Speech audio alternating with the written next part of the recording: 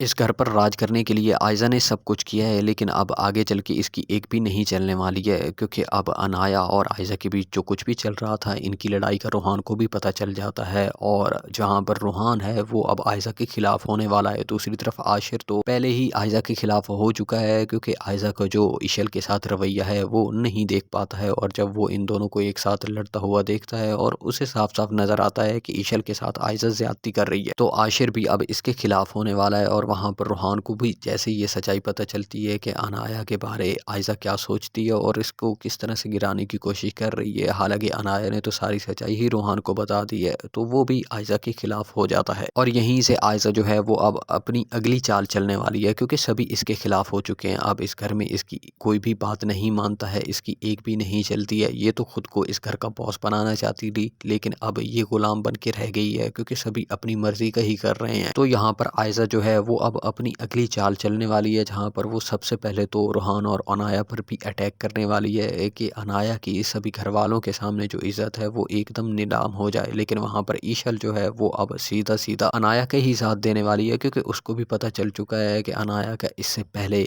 निकाह हो चुका है शयान के साथ, लेकिन अब ईशल अनाया का ही साथ दे रही होती है और ये दोनों मिलकर अब आयज़ा के साथ लड़ने वाली हैं।